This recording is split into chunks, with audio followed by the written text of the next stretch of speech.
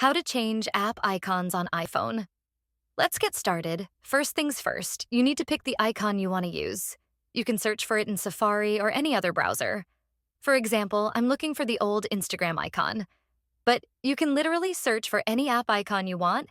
Just type in something like App Store icon aesthetic, and you'll find tons of cool options. Once you find the one you like, just hold down on the image and select Save to Photos. Now, you need to open the Shortcuts app on your iPhone. Once it's open, head to the bottom and tap on Shortcuts, then tap the plus sign at the top right to create a new shortcut.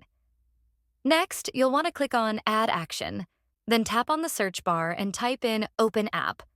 When it pops up under Scripting, click on it. Now, you'll see a blue app text. Tap that, and search for the app you want to change, like Instagram, for instance. Once you've selected the app, you're almost done. Now, at the top where it says Open App, tap on that text and you'll see the option Add to Home Screen. This is where the magic happens. Tap on it, and now you can name your shortcut.